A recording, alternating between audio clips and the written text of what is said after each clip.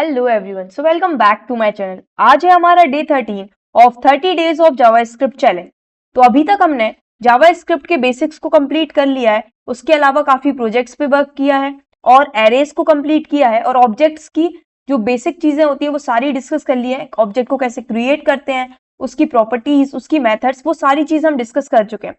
अब आज जो हम सबसे पहला टॉपिक डिस्कस करने वाले हैं वो है दिस कीवर्ड। अब दिस कीवर्ड हम ऑलरेडी पढ़ चुके हैं, लेकिन अब हम ऑब्जेक्ट्स में दिस कीवर्ड कैसे यूज होता है वो सारी चीजें हम डिस्कस करेंगे और अब आपको रियल में समझ में आएगा कि दिस कीवर्ड का यूज क्या है। तो बिना देरी के स्टार्ट करते हैं। तो यहाँ पे हम आ जाते हैं, हमारे गिटहब पे बीएस कोड हमने ओपन कर लिया। यहाँ पे हम न्यू फोल्डर बनाएंगे जिसमें हम नाम दे देंगे, आज है हमारा डे 13 और उसमें हम सबसे पहले पढ़ने वाले ऑब्जेक्ट्स ही पढ़ रहे हैं। तो ऑब्जेक्ट्स 02, ये सेकेंड लेक्चर होगा, .js। तो ये हमारी ऑब्जेक्ट्स फाइल बनके तैयार हो गई। ठीक है, तो अब हम यहाँ पे सबसे पहले तो एक सिंपल सा एक ऑब्जेक्ट बना लेते हैं। कोई ऑब्जेक्ट बनाते हैं, लेट से पर्सन। तो let person is equals to, अब पर्सन का कुछ ना कुछ नेम होगा तो हम उसको दे देते हैं नेम। नेम है फॉर एग्जाम्पल यश। फिर इसके बाद हम इस पर्सन को कुछ दे देते हैं, फॉर एग्जाम्पल एज दे देते हैं। इसकी एज होगी फॉर एग्जाम्पल 18 या 19, कुछ भी दे दो। फिर उसके बाद हम इसमें एक फंक्शन बना लेते हैं ग्रीट करके। तो ग्रीट हमारा क्या है, ग्रीट के अंदर हम एक फंक्शन दे रहे हैं जिसमें हम क्या कर रहे हैं, प्रिंट करवा रहे हैं कंसोल डॉट लॉग हेलो। अब हम क्या चाहते हैं, हम चाहते हैं जो भी पर्सन का नेम आए वो आ जाए, मतलब हेलो यश, अगर यहाँ पे कुछ और होता समीक्षा होता तो हेलो समीक्षा, इस तरीके से आए। हम क्या कर सकते हैं, यहाँ पे हमने लिखा हेलो, फिर इसके आगे हम चाहते हैं कि हमारा आए स्पेस यहाँ पे हेलो, फिर यहाँ पे आए यश। तो हम यश को एक्सेस कैसे कर सकते हैं, हम पर्सन डॉट नेम कर सकते हैं तो हमें यश मिल जाएगा। ठीक है, पर्सन डॉट नेम करेंगे तो हमें यहाँ पे यश मिल जाएगा। ठीक है, कोई दिक्कत नहीं, अभी हमारा कोड बिल्कुल सही चलेगा। अब हम यहाँ पे क्या करते हैं, ये ऑब्जेक्ट हमारा बन गया है। अब इसको हम कॉल करने, मतलब इसको हम प्रिंट कराते हैं। ठीक है, प्रिंट कराते हैं। ठीक है, कंसोल डॉट लॉग,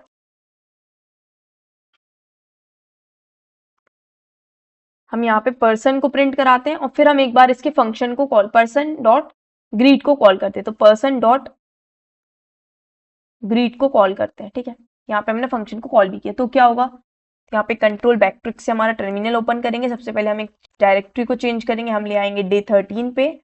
फिर उसके बाद हम करेंगे हमारे रन नोड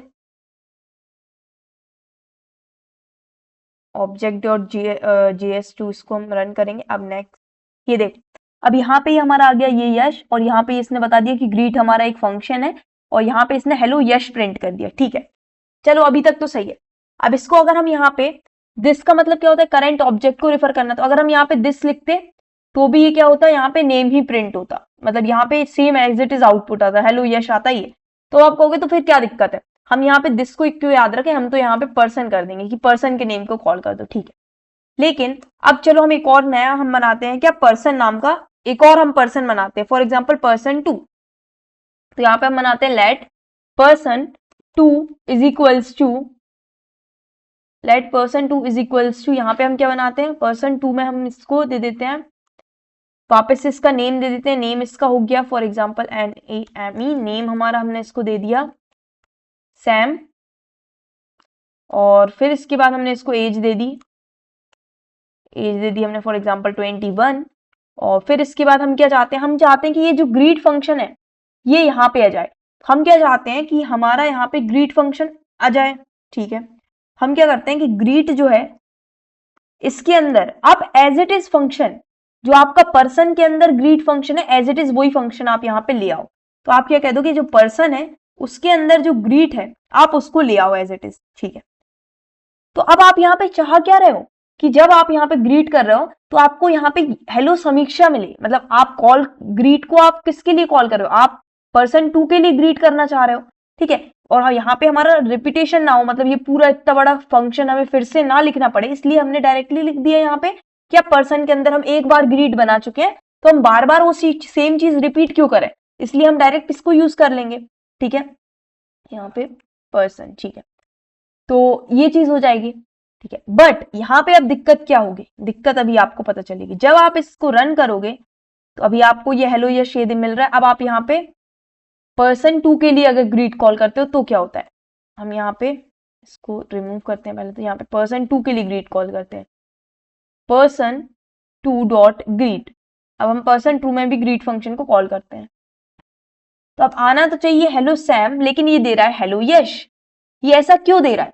हेलो यश इसीलिए दे रहा है क्योंकि यहाँ पे हार्ड कोड किया हुआ है हमने। मतलब हम कर रहे हैं person डॉट ग्रीट को कॉल। तो जब हमने यहाँ पे person2 के लिए ग्रीट फंक्शन किया तो इसने person डॉट ग्रीट कॉल किया, person डॉट ग्रीट में इसको ये मिला। अब इसके बाद हमने यहाँ पे लिखा हेलो और यहाँ पे हमने लिख दिया पर्सन नेम। मतलब आप ये पर्सन के नेम को ही हर बार कॉल कर रहे हो। लेकिन हम क्या चाहते हैं? हम चाहते हैं कि करंट ऑब्जेक्ट को रेफर करे। दिस कीवर्ड क्या होता है? दिस कीवर्ड करंट ऑब्जेक्ट को पॉइंट करता है, ठीक है। तो मतलब हम ये चाहते हैं कि जिस फंक्शन ने इसको कॉल किया है, ये जिस फंक्शन ने हमारे से यहाँ पे person2 ने ग्रीट को कॉल किया है, तो यहाँ पे ये person2 का नेम प्रिंट करे। तो इसीलिए यहाँ पे हम दिस कीवर्ड का यूज करते हैं। तो दिस मतलब क्या होगा? दिस कहेगा कि जिस ऑब्जेक्ट ने आपको कॉल किया है उसके अंदर आप देखो नेम है कि नहीं, उस नेम को आपको लेना है। मतलब जब आपने यहाँ पे person2 डॉट ग्रीट कॉल किया, person2 डॉट ग्रीट कॉल किया तो आपका ग्रीट कॉल हुआ, ठीक है। तो आपका ग्रीट ये वाला फंक्शन कॉल हुआ। अब इस फंक्शन को कॉल किसने किया है? इस फंक्शन को कॉल किया है person2 ने। अब person2 ने कॉल किया है तो ये दिस से क्या होगा? दिस करंट वाले को रिफर करेगा। करंट कौन सा है हमारा? कॉल किसने किया है? person2 ने कॉल किया है। तो दिस किसको पॉइंट करेगा? person2 को पॉइंट करेगा। वो बोलेगा person2 के अंदर देखो नेम है कि नहीं। तो person2 के अंदर नेम है। क्या नेम है? सैम नेम है। तो आप क्या कर दो? सैम को प्रिंट कर दो। अब आप इसको देखोगे तो अब आपका ये बिल्कुल सही आएगा, हेलो यश और हेलो समीक्षा। मतलब इससे अब आपको समझ में आएगा किस तरीके से हमारा दिस करंट ऑब्जेक्ट को रिफर करता है। मतलब करंट ऑब्जेक्ट जिसने कॉल किया है इसको पॉइंट करता है। तो इस तरीके से हमने हार्ड कोडिंग की जो प्रॉब्लम थी उसको सॉल्व कर दी। इसीलिए हमारा कोड क्या होना चाहिए? थोड़ा सा फ्लेक्सिबल होना चाहिए ताकि हम उसको रीयूज भी कर सकें इस तरीके से। तो आपको ये दिस कीवर्ड का यूज भी समझ में आया होगा और एकदम क्लियर हो गया होगा दिस कीवर्ड का कंसेप्ट कैसा क्या होता है, ठीक है। तो अब हम आगे बढ़ते हैं। तो इसके बाद हम नेक्स्ट चीज हमारी पढ़ते हैं जो हमारा पड़ेगा। अब हम लूपिंग पढ़ते हैं, ऑब्जेक्ट पे लूप कैसे लगाते हैं, ठीक है। चलो ऑब्जेक्ट पे लूपिंग पढ़ लेते हैं। तो यहाँ पे हमारा एक ही ऑब्जेक्ट हम रहने देते हैं, इन सबको कमेंट आउट कर देते हैं। पर्सन ऑब्जेक्ट है हमारा, उस पर हमें लूप चलाना है। तो यहाँ पे हम पढ़ने वाले हैं लूपिंग इन ऑब्जेक्ट।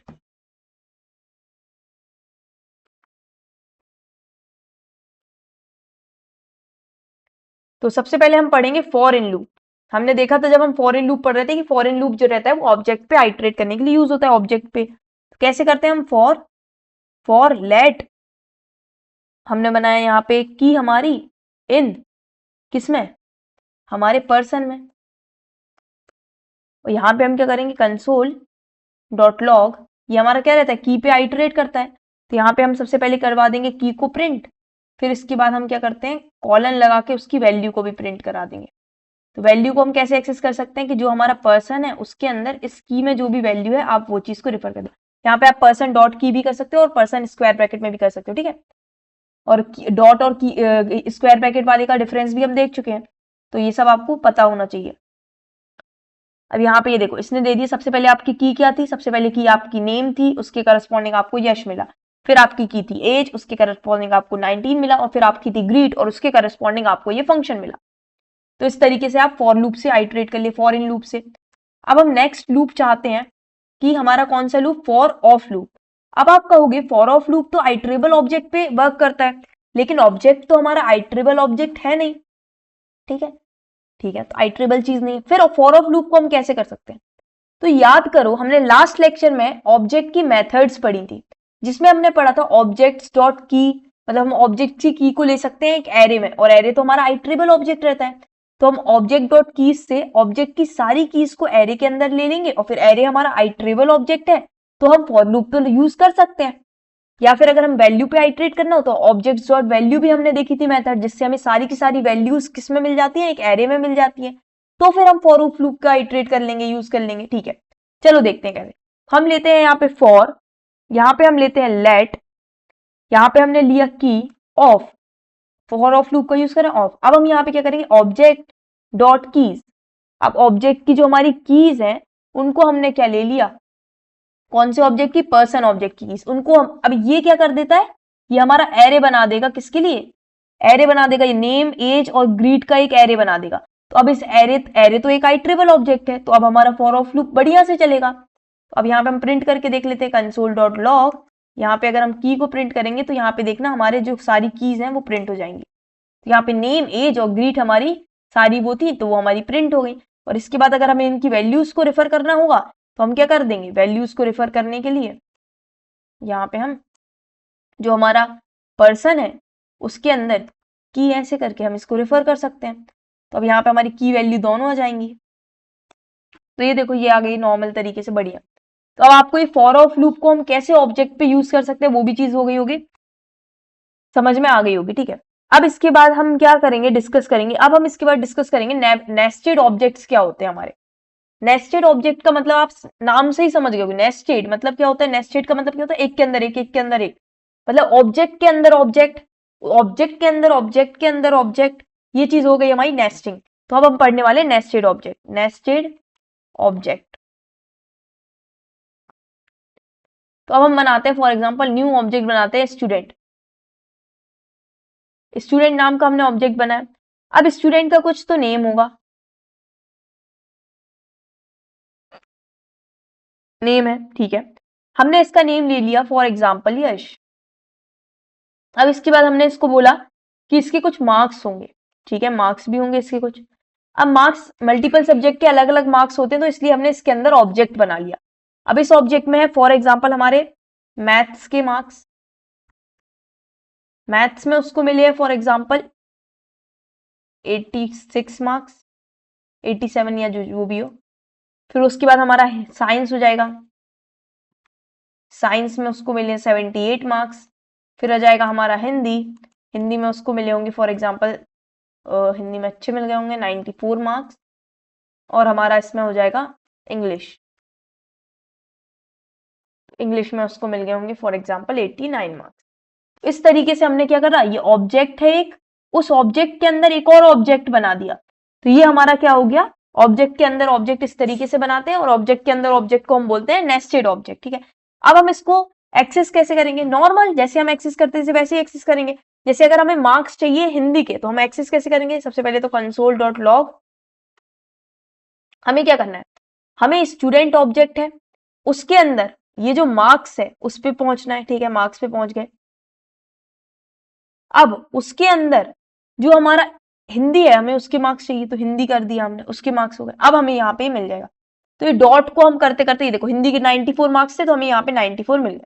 तो इस तरीके से हम क्या कर सकते हैं, नेस्टेड ऑब्जेक्ट्स को एक्सेस कर सकते हैं। तो ये वाली चीज आपको क्लियर हो गई होगी। अब इसके बाद हमारा नेक्स्ट चीज हम पढ़ेंगे कि हम ऑब्जेक्ट्स को कंपेयर कैसे कर सकते हैं। दो ऑब्जेक्ट हैं, उनको हमें कंपेयर करना है कि ये ऑब्जेक्ट सही है, सेम है कि नहीं है। तो ऑब्जेक्ट कंपेयर होते हैं रेफरेंस से, वैल्यू से कंपेयर नहीं होते, रेफरेंस मतलब अगर ऑब्जेक्ट एक ही चीज को रेफरेंस दे रहे होंगे तो वो दोनों ऑब्जेक्ट को इक्वल माना जाएगा। अगर दोनों ऑब्जेक्ट की पूरी वैल्यू वगैरह सब कुछ सेम है लेकिन वो दो ऑब्जेक्ट अलग अलग रेफरेंस में है तो वो इक्वल नहीं होगा। तो ऑब्जेक्ट जो होते हैं वो कंपेयर होते हैं बाय रेफरेंस। आपको एग्जाम्पल से और अच्छे से समझ में आएगा, ठीक है। और ऑब्जेक्ट्स यहाँ पे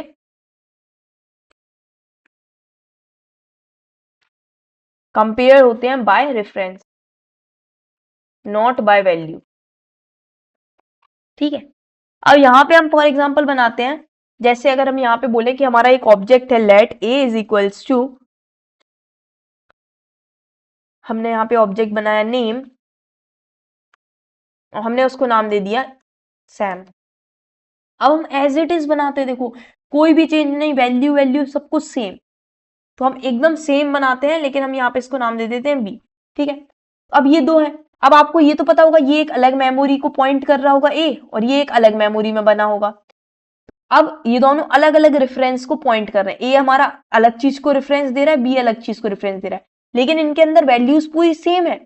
तो आपको लग रहा है ये दोनों इक्वल है, लेकिन इनकी रेफरेंस, हम जब ऑब्जेक्ट को कंपेयर करते हैं तो इनकी रेफरेंस मैच होगी, तो रेफरेंस दोनों की अलग होगी जिस वजह से यहाँ पे फॉल्स आएगा। चलो देख लेते हैं, यहाँ पे हम कंसोल डॉट लॉग करते हैं। हमने कहा कि क्या ए तुम इक्वल टू हो बी के, तो अब हमें यहाँ पे नेकेड आइज से दिख रहा है कि ये दोनों इक्वल है, लेकिन यहाँ पे हमारी वैल्यूज कंपेयर नहीं होती, यहाँ पे हमारी रेफरेंस कंपेयर होती है। तो रेफरेंस दोनों की अलग होने की वजह से ये हमें क्या दे देगा, फॉल्स दे देगा। लेकिन यहाँ पे हमें एक बार फिर से रन कराना होगा।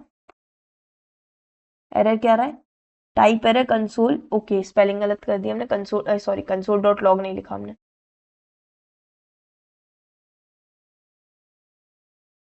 ठीक है, अब ये हमारा देखो फॉल्स दे दिया इसने। ठीक है, इसकी जगह अगर हम ऐसा करते बी और यहाँ पे ए लिखते, तो हमने ये पढ़ा है अभी ऑलरेडी, इसी लेक्चर में पढ़ा है कि ये कॉपी, ये प्रीवियस लेक्चर में पढ़ा है कि कॉपी क्रिएट नहीं करती, ये क्या करती है, पॉइंट करती है, रेफरेंस को पॉइंट करेगी।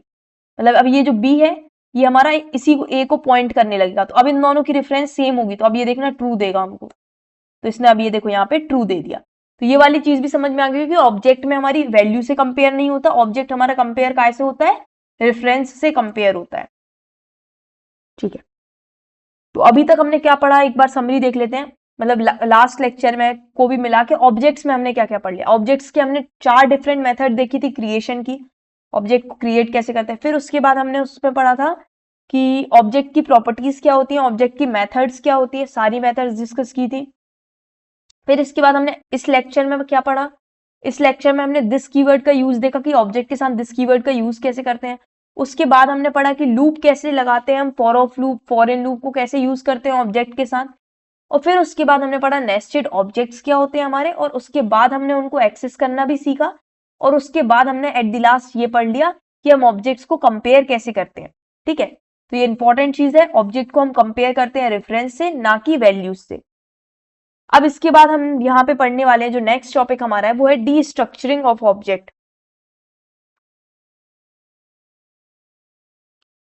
ठीक है, डी स्ट्रक्चरिंग मतलब क्या होता है, डी स्ट्रक्चरिंग मतलब हम एक्सट्रैक्ट कर लेंगे कुछ वैल्यूज को ऑब्जेक्ट से और उनको एक वेरिएबल में स्टोर कर लेंगे। मतलब जैसे हमारे ऑब्जेक्ट में नेम है, फिर मार्क्स है, अब मार्क्स में भी मल्टीपल मार्क्स है, तो हम क्या चाहते हैं, हम इसको चाहते हैं कि हमारा ये जो नेम है, हम यहाँ पे स्टूडेंट नॉट नेम लिखने की जगह हम ये नेम को एक वेरिएबल में स्टोर कर लें, तो वो चीज हमारी क्या हो जाएगी, डी स्ट्रक्चरिंग ऑफ ऑब्जेक्ट हो जाएगी। फॉर एग्जाम्पल हम यहाँ पे न्यू एक फंक्शन ले लेते हैं यूजर, सॉरी ऑब्जेक्ट ले लेते हैं यूजर, यूजर को हम दे देते हैं नेम और उसका नेम दे देते हैं राम। और फिर उसके बाद हम यहाँ पे क्या कर लेते हैं, यहाँ पे हम दे देते हैं एज, फिर एज हम इसको दे देते हैं फॉर एग्जाम्पल 18। और फिर उसके बाद हम यहाँ पे इसको सिटी भी दे देते हैं, सिटी हो गई हमारी इसकी फॉर एग्जाम्पल दिल्ली। तो इस तरीके से अब हमने ऑब्जेक्ट बना लिया। अब हम क्या चाहते हैं, अब हम इसको डीस्ट्रक्चर कैसे कर सकते हैं, हम चाहते हैं कि ये हम ऑब्जेक्ट को, ऑब्जेक्ट के अंदर जो नेम है और एज है इसको हम किसी वेरिएबल में स्टोर कर लें। तो हम कैसे कर सकते हैं, उसको बोलते हैं डीस्ट्रक्चरिंग। तो हम यहाँ पे करेंगे लेट, हम यहाँ पे 2 वेरिएबल बनाना चाह रहे हैं, एक बनाना चाह रहे हैं नेम और एक बनाना चाह रहे हैं एज। हम चाहते हैं जो नेम है उसमें हमारा नेम स्टोर हो जाए और जो एज है उसमें हमारी एज स्टोर हो जाए। तो ये कहाँ से मिलेगा हमें, यूजर से। तो इससे क्या हो गया, डीस्ट्रक्चरिंग हुई, मतलब यूजर के अंदर जो नेम था वो हमारा नेम वेरिएबल में आ जाएगा, यूजर के अंदर जो एज थी वो हमारी एज वेरिएबल में आ जाएगी। अब हमको यूजर डॉट, अब अगर हमें कोई राम चाहिए है तो हमें यूजर डॉट नेम लिखने की जरूरत नहीं है, हम डायरेक्टली नेम लिख के इसको एक्सेस कर सकते हैं। यहाँ पे हम डायरेक्टली नेम लिखेंगे तो हमें ये एक्सेस हो जाएगा। ये देखो राम प्रिंट हो गया, तो क्योंकि अब हमारा जो नेम था वो यहाँ पे स्टोर हो गया है, तो इसको बोलते हैं डीस्ट्रक्चरिंग। मतलब हमने उसको डीस्ट्रक्चर कर दिया, एक्सट्रैक्ट कर ली उसमें से चीजों को। ठीक है, अब इस तरीके से हमारी ये डीस्ट्रक्चरिंग होती है, तो हमने देख ही लिया है। अब इसके बाद अगर एक और चीज बताएं, अब हम यहाँ चाहते हैं कि हम इसका ये जो नेम है हम इसको वेरिएबल नेम, इसका नाम नहीं रखना चाहते, हम चाहते हैं कि यहाँ पे वेरिएबल का नेम कुछ और हो, जैसे यूजर नेम हो। तो वो चीज हम कैसे कर सकते हैं, वो चीज हम कर सकते हैं कि यहाँ पे हमें इनके नेम को नेम ही नहीं रखना है, हमको इसको रखना है यूजर नेम। एक सेकेंड, यहाँ पे हम इसको रखना चाहते हैं यूजर नेम, तो हम क्या करेंगे, यहाँ पे कोलन लगाएंगे और इसको यूजर नेम, ये हमने नाम दे दिया। तो अब आपको यहाँ पे नेम से एक्सेस नहीं होगा, ये आपको यूजर नेम लिखना पड़ेगा यहाँ पे। ये देखो नेम से एक्सेस करने पे आपका क्या हो गया कि नेम नाम का कोई वेरिएबल है ही नहीं, क्योंकि हमने इस वेरिएबल को नाम क्या कर दिया, हमने दे दिया यूजर नेम। तो यहाँ पे यूजर ऑब्जेक्ट के अंदर जो नेम वेरिएबल था उसकी जो वैल्यू है वो हमारे यूजर नेम में आ जाएगी। तो अब हम यहाँ पे लिखेंगे यूजर नेम, तो इससे अब हमारा ये एक्सेस हो जाएगा।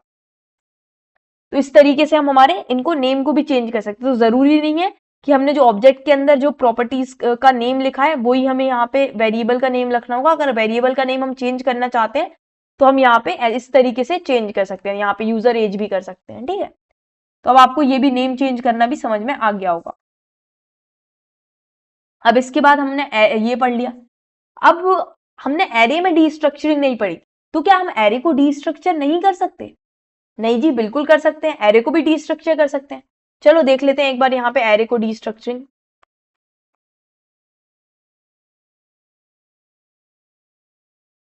डीस्ट्रक्चरिंग एरे की। अब यहाँ पे हम एक एरे बना लेते हैं, let a r r is equals to, अब यहाँ पे हम दे देते हैं फॉर एग्जाम्पल 17 7 1 13 3। इस तरीके से हमने यहाँ पे एक एरे बना लिया। अब हम क्या चाहते हैं, हम चाहते हैं कि एरे की जो ये दो वैल्यूज है इनको हम वेरिएबल में स्टोर कर लें। तो हम यहाँ पे क्या करेंगे, लेट, हमने अब यहाँ पे याद रखना ऑब्जेक्ट को हम करली ब्रेसेस से देते थे, इसलिए हमने डीस्ट्रक्चरिंग के लिए यहाँ पे करली ब्रेसेस लगाए। अब इसको हम स्क्वायर ब्रैकेट में लेते हैं, तो यहाँ पे हम डीस्ट्रक्चरिंग के लिए स्क्वायर ब्रैकेट लगाएंगे। तो इसका मतलब क्या हुआ कि डीस्ट्रक्चर कौन हो रहा है, हमारा एरे डीस्ट्रक्चर हो रहा है। तो अब हम 17 को मान लो हम ए वेरिएबल में स्टोर करना चाहते हैं और 7 को हम बी वेरिएबल में स्टोर करना चाहते हैं। ठीक है, तो यहाँ पे ए आर आर। तो अब हम अगर यहाँ पे प्रिंट कराएंगे कंसोल डॉट लॉग ए, तो ये हमें क्या दे देगा, ये हमें ए के अंदर क्या दे देगा, 17 आ जाएगा। तो यहाँ पे हमें ए वेरिएबल के अंदर क्या आ गया, 17। तो ये देखो ये 17 प्रिंट हो गया। तो इस तरीके से हमारा एरे डीस्ट्रक्चर होता है। तो अब हमने ऑब्जेक्ट भी डीस्ट्रक्चरिंग पढ़ ली, एरे की भी डीस्ट्रक्चरिंग पढ़ ली। अब जो हमारा नेक्स्ट टॉपिक है वो हम पढ़ेंगे स्प्रेड और रेस्ट ऑपरेटर। ऑलरेडी हम ये चीज देख चुके हैं, पर इसको और अच्छे से डिटेल में यहाँ पे समझेंगे। तो यहाँ पे हम डे 13 के अंदर एक न्यू ही फाइल बना लेते हैं, जिसमें हम नाम दे देते हैं उसको spread and rest operator .js। यहाँ पे हमारी स्प्रेड और रेस्ट .js बन गई। तो यहाँ पे जो स्प्रेड और रेस्ट का सिंटेक्स होता है, एंड रेस्ट, वो क्या होता है, सेम होता है, but their function is different.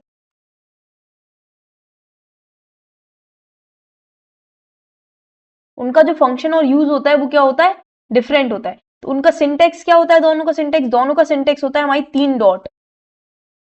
ठीक है, ये दोनों का हमारा क्या होता है, सिंटेक्स होता है। दोनों यूज यही करते हैं, लेकिन उनका फंक्शन अलग अलग होता है। ठीक है, तो अब एक एक करके हम समझते हैं क्या फंक्शन क्या होता है। स्प्रेड का मतलब होता है, स्प्रेड मतलब एक्सपांड कर देना। जैसे स्प्रेड को हम बोलेंगे कि फॉर एग्जाम्पल एक ग्लास है, ठीक है, ग्लास है, उसको अगर हमने ड्रॉप कर दिया तो वो ब्रेक हो जाएगी। ठीक है, तो उसके सारे पीसेस क्या हो जाएंगे, स्प्रेड हो जाएंगे रूम में। या फिर कोई हाँ, इसी चीज से समझ सकते हैं आप एग्जाम्पल। या फिर वो माला होती है हमारी, जिसमें हमारे बहुत सारे, क्या बोलते हैं उसको, याद नहीं आ रहा, चलो छोड़ो, ऐसी एग्जाम्पल से। हाँ, तो माला भी, उसके जो मोती होते हैं, फॉर एग्जाम्पल मोतियों से माला बनी, अगर वो टूट गई तो उसके सारे मोती क्या हो जाते हैं, स्प्रेड हो जाते हैं। स्प्रेड मतलब क्या, बिखरना, बिखर जाना। तो वो चीज हमारी होती है यहाँ पे स्प्रेड ऑपरेटर। तो यहाँ पे भी हम उसी चीज, यहाँ पे हम क्या, किसी चीज को अगर हमको बिखराना होगा तो हम स्प्रेड ऑपरेटर का यूज करेंगे। समझ गए, काफी अजीब सा एग्जाम्पल दिया, बट ठीक है, समझ में आ गया होगा। तो स्प्रेड, किसी चीज को स्प्रेड करना, एक्सपांड करना। अगर हमको एलिमेंट को बिखारना हुआ, मतलब बिखराना हुआ, तो हम किसका यूज करेंगे, हमारे स्प्रेड ऑपरेटर। तो स्प्रेड का हम यूज कब करेंगे, स्प्रेड का यूज करेंगे टू एक्सपांड एलिमेंट्स को अगर हमें एक्सपैंड करना हुआ तब हम इसका यूज करेंगे। और रेस्ट ऑपरेटर का क्या, कब यूज करेंगे हम, रेस्ट ऑपरेटर का यूज करेंगे जब हमें कलेक्ट करना होगा रिमेनिंग वैल्यूज को, सारी वैल्यूज को हमें कलेक्ट करना है, जोड़ना है एक तरीके से, तो उसको हम करेंगे। मतलब अब हमने इससे क्या करेंगे, इससे हम बिखर गई चीजें, अगर हमें बिखरी हुई चीजों को कलेक्ट करना होगा तो हम इस रेस्ट ऑपरेटर का यूज करेंगे। तो यहाँ पे रेस्ट ऑपरेटर क्या होता है, बिखरी हुई चीजों को कलेक्ट करता है, बची हुई चीजों को कलेक्ट करता है, कलेक्ट करने का काम करता है, कलेक्ट करता है रिमेनिंग वैल्यूज को। ठीक है, तो अब यहाँ पे हम एग्जाम्पल से और अच्छे से समझते हैं। तो यहाँ पे हमें क्या हुआ, फॉर एग्जाम्पल हमारा एक एरे है ARR1 और उसमें हमारी वैल्यू है 1, 2, 3। ठीक है, तो अब हम यहाँ पे क्या चाहते हैं कि लेट ARR2 हम बनाना चाहते हैं, और उसमें हम क्या चाहते हैं कि ARR2 जो एरे है उसके अंदर ये सारी वैल्यूज आ जाए। तो हम क्या चाहते हैं, अगर हम इसके अंदर फॉर एग्जाम्पल ARR1 लिखते हैं, ठीक है। अब आउटपुट में क्या आता है, यहाँ पे कंसोल डॉट लॉग करते हैं ARR2 को, ठीक।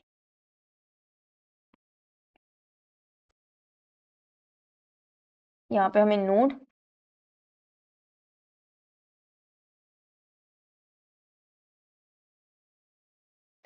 यहाँ पे, अब आप यहाँ पे देखोगे कि हम क्या चाह रहे थे, हम चाह रहे थे कि ARR2 के अंदर ARR1 की सारी ये जो 1 2 3 वैल्यूज है वो आ जाए।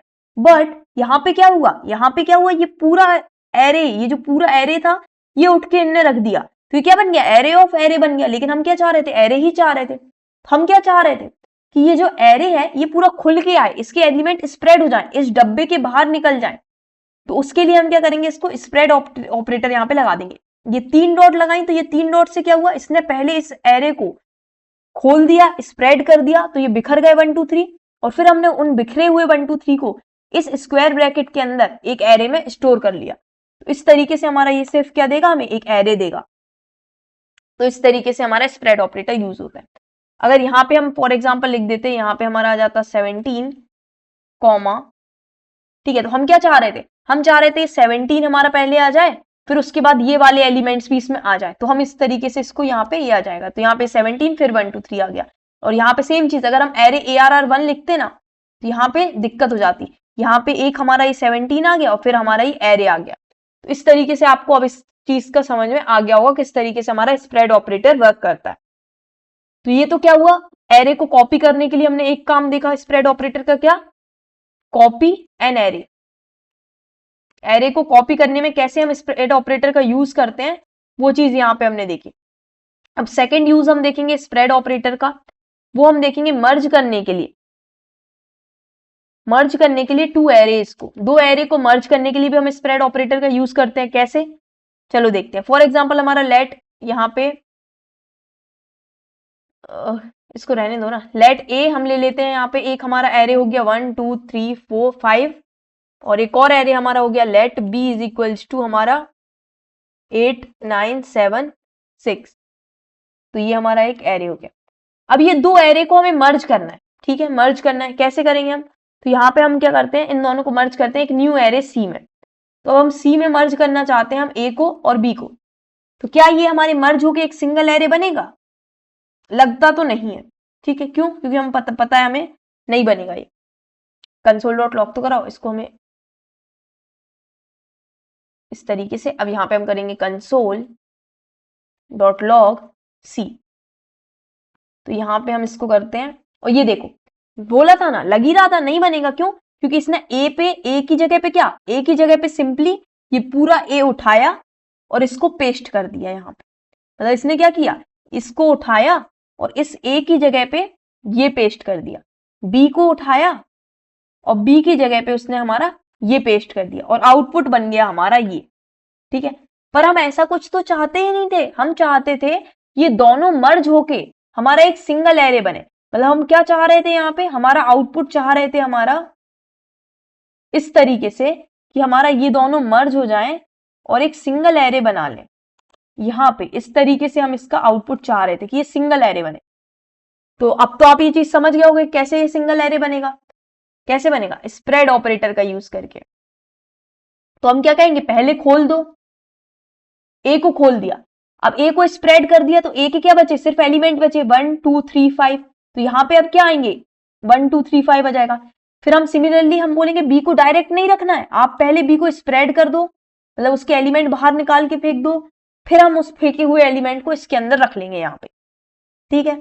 इस तरीके से अब आप यहाँ पे देखोगे तो हमारा जो रिक्वायर्ड आउटपुट है, ये देखो ये आ गया कि 1 2 3 5 8 9 7 6, ये हमारा एक सिंगल हमारे एरे के अंदर आ चुका है। तो ये मर्ज करने के लिए इस तरीके से हम यूज करते हैं हमारे स्प्रेड ऑपरेटर को।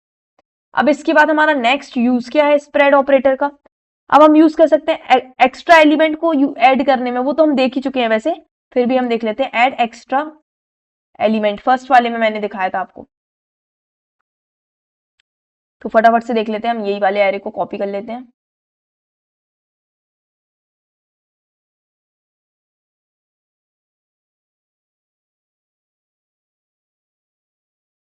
ठीक है।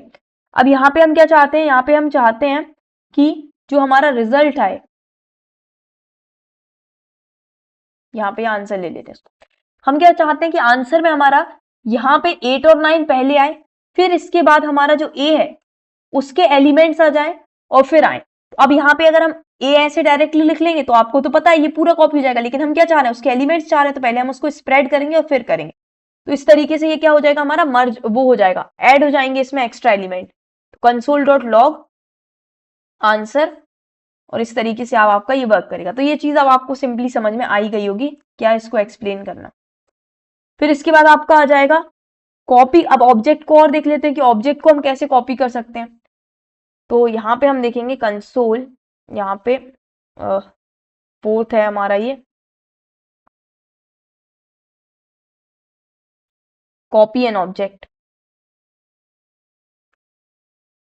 कॉपी एन ऑब्जेक्ट में हमने लिखा let user is equals to name, name हमारा हो गया यश, और हमारा इसकी एज हो गई हमारी 20, और इसके बाद हम यहाँ पे करेंगे लेट कॉपी।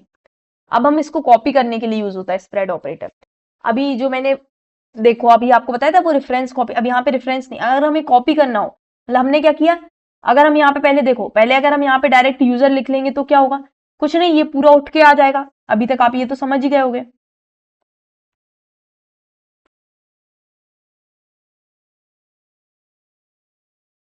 तो यहाँ पे क्या हुआ, ये हमारा एरे के अंदर ये पूरा यूजर का यूजर, ये पूरा यूजर का यूजर उठ के आ गया, ठीक है। लेकिन हम ये नहीं चाह रहे थे, हम चाह रहे थे कि इसका जो ये नेम एज है ये उठ के आए।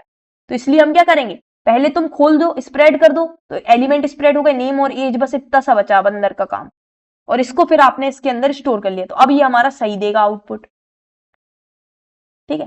तो ये देखो, ये आप ये दोनों को कंपेयर करके देख सकते हो कि क्या हमारा डिफरेंस आया। तो ये अब इसमें क्या हुआ, ये कॉपी क्रिएट हुई है, यहाँ पे एक्चुअल कॉपी हुआ है ऑब्जेक्ट। मतलब जब अगर हम यहाँ पे इसकी जगह पे ऐसे लिखते लेट कॉपी और हम यहाँ पे लिखते यूजर, तो आपको पता है क्या होता, आपको पता है ना कि ये कुछ नहीं, कॉपी वन हमारे यूजर को पॉइंट करने लगता।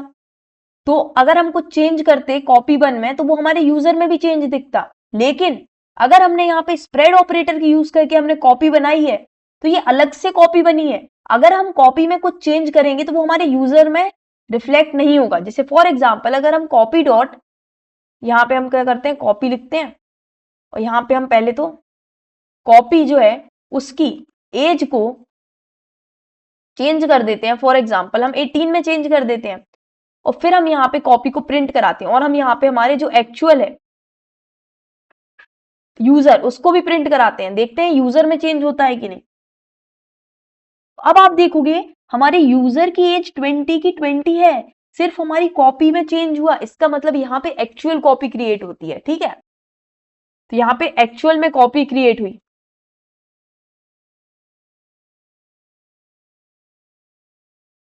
ठीक है। इसको और हम बोलते हैं शैलो कॉपी। इसको कौन सी कॉपी बोलते हैं, इसको यहाँ पे हम बोल देते हैं शैलो कॉपी इज क्रिएटेड।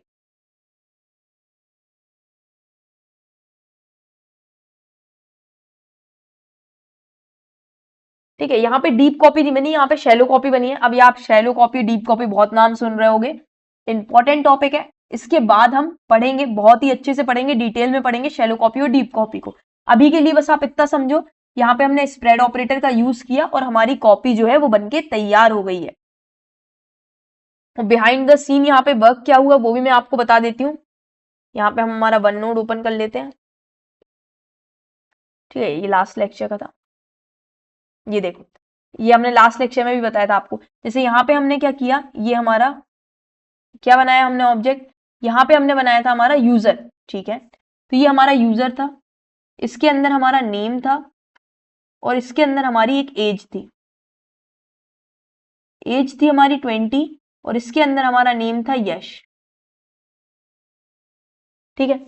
तो अब क्या हुआ, जब हमने इसका, हम जब इसको, अगर हम ये वाला सिंटेक्स रन कर रहे थे कि यूजर इक्वल टू, हम क्या कर दे रहे थे, सॉरी, हाँ, for example user one equal to हम क्या कर रहे थे, कॉपी, अरे यार क्या लिख रही हूं मैं अभी, सॉरी सॉरी।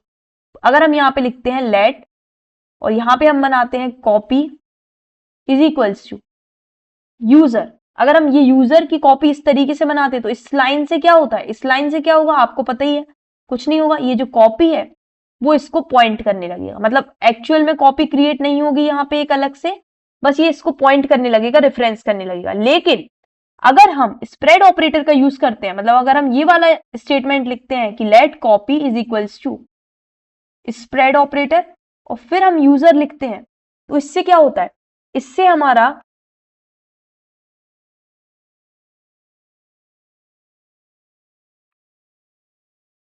हमारी यहां पे क्या होगा, एक न्यू कॉपी क्रिएट होगी जिसका नाम होगा कॉपी।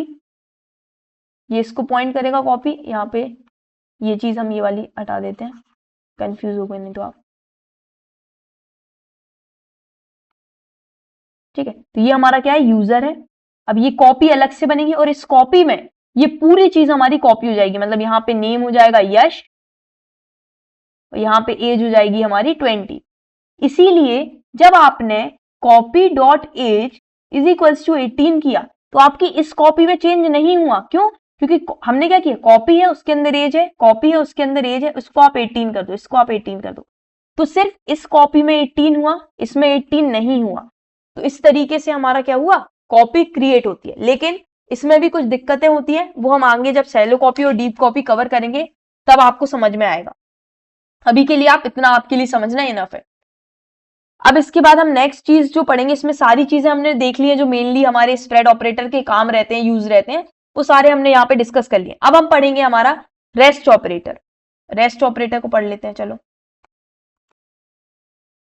रेस्ट ऑपरेटर हमने क्या देखा, कलेक्ट करता है, और रेस्ट ऑपरेटर को हम पहले भी देख चुके हैं। जैसे अगर हमारा फंक्शन है फॉर एग्जांपल सम, अब यहाँ पे हम एक हम दे रहे हैं, ए दे रहे हैं, एक हम दे रहे हैं बी, और एक हमने दे दिया यहाँ पे नंबर। ठीक है, अब यहाँ पे हम क्या कर रहे हैं, नहीं हमने दिया ए और बी, मान लो ए और बी, और ये क्या कर रहा है हमें, ये हमें कंसोल कर रहा है डॉट लॉग, यहाँ पे फॉर एग्जांपल सम नाम से कुछ भी प्रिंट कर रहा है। ठीक है, सम। ठीक है, अब इसके बाद हम क्या चाहते हैं, इसके बाद हम यहाँ पे ये चाहते हैं कि यहाँ पे हम दो पैरामीटर पास करा रहे हैं। ठीक है, तो हमने किया सम, यहाँ पे हम यहाँ पे मान लो 10, 20 और 34 पास करा दिए। ठीक है, लेकिन हम ये चाहते हैं कि ये जो हमारा सम फंक्शन है ये 2 एलिमेंट का नहीं 3 एलिमेंट का सम करे। फिर हम बाद में चाहते हैं 3 एलिमेंट का नहीं, ये तो हमारे 4 एलिमेंट का सम करे। तो हम क्या करते हैं, उसके लिए हम करते हैं कि बाय डिफॉल्ट ये 2 तो ठीक ही है, अब इसके अलावा अगर कुछ भी आएगा तो आप उसको कलेक्ट कर लेना एक नम एरे में।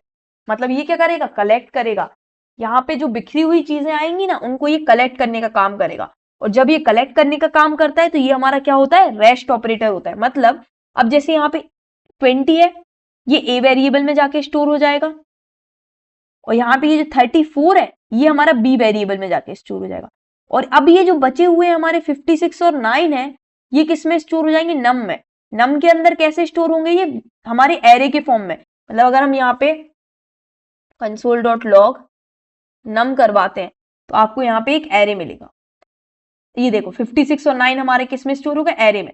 तो अब हम बचे हुए कितने भी पैरामीटर इसमें अगर हम पास करा देंगे, ये सब पैरामीटर पास करा देंगे, तो ये सब हमारे किसके अंदर स्टोर हो जाएंगे, नम के अंदर। नम कलेक्ट करते जाएगा इनको। तो इस तरीके से अब आपको समझ में आ गया होगा कि हम रेस्ट ऑपरेटर का कैसे यूज करते हैं। ठीक है, रेस्ट ऑपरेटर हमारा चीजों को कलेक्ट करने में यूज होता है। अब इसके बाद हमारा नेक्स्ट, अब अगर हम इसको और कुछ करना है क्या, इसका डीस्ट्रक्चरिंग में भी यूज होता है। डीस्ट्रक्चरिंग में कैसे यूज करते हैं, जैसे अगर हमें डीस्ट्रक्चर करना है, फॉर एग्जाम्पल हमने लेट बनाया ARR इज इक्वल्स टू, यहाँ पे हमने एरे बना लिया 3 4, ये इस तरीके से हमारा एरे बन गया।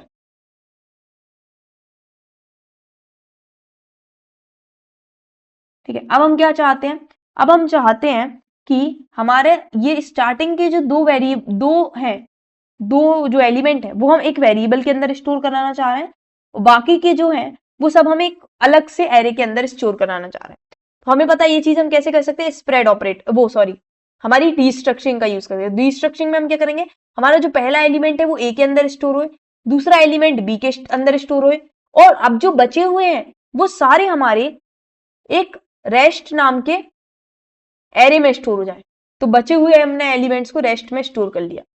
तो ये हमारा क्या हो गई, ये हो गई डी स्ट्रक्चरिंग। तो हम रेस्ट ऑपरेटर का काय में भी यूज करते हैं, डी स्ट्रक्चरिंग में भी यूज करते हैं।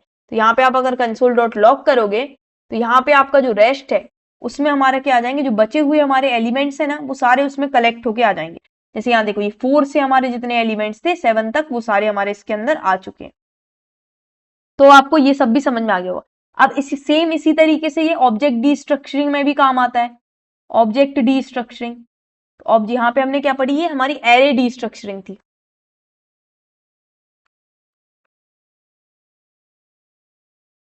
एरे डी स्ट्रक्चरिंग, और यहाँ पे यूज फंक्शन में भी होता है रेस्ट ऑपरेटर। अब हम यहाँ पे देखेंगे ऑब्जेक्ट डी स्ट्रक्चरिंग। ऑलरेडी देख लिया, बस हम इसमें रेस्ट ऑपरेटर का यूज कैसे करेंगे वो देख रहे हैं हम। तो हम यहाँ पे यूजर बना लेते हैं, नेम उसका हो जाएगा यश, एज हो जाएगी उसकी 20, सिटी हो जाएगी उसकी दिल्ली, ठीक है, इस तरीके से। अब हम यहाँ पे क्या चाह रहे हैं, हम इसको करना चाह रहे हैं कि हम सिर्फ नेम को स्टोर करें यूजर नेम नाम के वेरिएबल में, और हम क्या करें, बचे हुए जितने भी हैं उनको हम एक ऑब्जेक्ट के अंदर स्टोर कर लें, उनको हम स्टोर कर लेंगे इन्फो नाम से, ठीक है। तो ये हो गया हमारा यूजर। तो अब अगर आप देखोगे कंसोल डॉट लॉग इन्फो को, तो इन्फो के अंदर आपका जो यूजर नेम को छोड़ के, ये जो नेम है इसको छोड़ के बाकी सारी चीजें हमारी उसके अंदर कलेक्ट हो गई हैं। तो ये देखो, एज और सिटी बचा था, एज और सिटी बचा था बस, तो वो हमारा इसके अंदर कलेक्ट हो गया। तो इस तरीके से हमने ऑब्जेक्ट डी स्ट्रक्चरिंग में रेस्ट ऑपरेटर का कैसे यूज करते हैं ये भी हमने देख लिया। तो रेस्ट ऑपरेटर बेसिकली काय के लिए यूज होता है, एलिमेंट्स को कलेक्ट करने के लिए, मतलब जो बचे हुए एलिमेंट्स हैं उनको कलेक्ट करने के लिए, या फिर जो हमारे फंक्शन में बचे हुए पैरामीटर्स हैं उनको कलेक्ट करने के लिए, एरे और ऑब्जेक्ट्स को डी स्ट्रक्चर करने के लिए यूज होता है, ठीक है। तो ये सारी चीजें आपको समझ में आ गई। और स्प्रेड ऑपरेटर हमारा एक्सपांड करने के लिए, कॉपी करने के लिए, मर्ज करने के लिए और ऐड करने के लिए। तो इसी के साथ हमारी हमने ये सारी बहुत सारी टॉपिक्स आज कवर किए हैं। इनको अब हम देखते हैं हमारे कितने, हमने यहाँ पे दिस कीवर्ड का भी हमने यहाँ पे पढ़ लिया है, यहाँ से हमने नेस्टेड भी पढ़ लिया है, और यहाँ पे हमने ऑब्जेक्ट डी स्ट्रक्चरिंग पढ़ ली है, और स्प्रेड और रेस्ट ऑपरेटर भी पढ़ लिया। और यहाँ पे जो जेसन एपीआई का इंट्रो में अगर आपको दूं तो देखो, जैसे हमारा जो डेटा आता है ना, जैसे अगर हम किसी फॉर एग्जांपल आपने किसी भी वेबसाइट पे लॉग इन किया हो, ठीक है, जैसे अगर मान लो आप जोमेटो है, तो जोमेटो पे आप लॉग इन कर रहे हो, तो आप क्या करोगे, उसमें आपका सबसे पहले वो आपको डिटेल्स पूछता है लॉग इन करने के लिए। अगर आप पहली बार आईडी बना रहे हो तो आपका नेम पूछेगा वो, और भी डिटेल लेगा, ईमेल लेता है, फिर आपका पासवर्ड क्रिएट करवाता है। तो वो जो आप उसमें जब नेम ईमेल डालते हो तो वो बैकएंड में किस तरीके से जाएगा, मान लो तो अगर वो हमारा कॉमनली जो होता है यूज वो जेसन होता है। तो जेसन क्या होता है, जेसन कुछ नहीं हमारा, मैंने ऑलरेडी पहले भी बताया हुआ है आपको कि जेसन हमारा कुछ नहीं ऑब्जेक्ट जैसा ही होता है, वो भी हमारा की वैल्यू पेयर के फॉर्म में स्टोर करता है वैल्यू को। तो जब आप उसमें आपके नेम में क्या हो जाएगा, आप जब एंटर करोगे ना अपना नेम, तो आपका नेम यहाँ पे इस तरीके से आपका जेसन फॉर्म में आ जाएगा। तो ये जेसन का ही फॉर्मेट होता है, ठीक है। फिर एज आपने एंटर करी फॉर एग्जाम्पल तो 34 ये हो गया, फिर आपने पासवर्ड उसमें एंटर किया तो वो आपका पासवर्ड भी स्टोर हो जाएगा। तो अब हमारे जो बैकएंड में जाएगा डेटा वो ये जेसन फॉर्मेट में जाएगा। इस जेसन को हम फिर क्या करते हैं, काम करते हैं। जैसे हम हमारे पास जब हम जावा स्क्रिप्ट में हमारे पास आएगा ना, जैसे ये जेसन आया, तो अब हम जावा स्क्रिप्ट में इसको कैसे करेंगे, वो सारी चीज होगी। तो ये मतलब एपीआई मतलब हमें इस तरीके का डेटा रिटर्न करती है, जेसन फाइल में डेटा जेसन फॉर्मेट में रिटर्न करती है मेनली, ठीक है। तो इसको हम डिटेल में अभी बस ये समझ लो, जेसन फाइल क्या है, हमारी ऑब्जेक्ट के तरीके, ऑब्जेक्ट टाइप होती है थोड़ी थोड़ी, जिसमें की वैल्यू पेयर फॉर्म में स्टोर होता है, और जो हमारा डेटा आता है वेबसाइट से वो जेसन फॉर्म में आता है, ठीक है। तो ये इस तरीके से था जेसन एपीआई वगैरह, ये सब इंट्रो बस थोड़ा सा था। अब बाकी हम इसको डिटेल में आगे बहुत अच्छे से कवर करेंगे, ठीक है।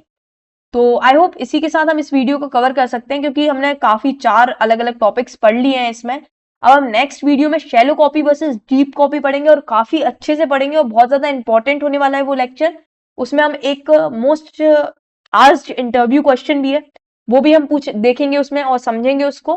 तो इसी के साथ हम इस लेक्चर को यहीं पे कंप्लीट करते हैं। मिलते हैं एक और न्यू और एक्साइटिंग वीडियो के साथ, तब तक के लिए बाय बाय।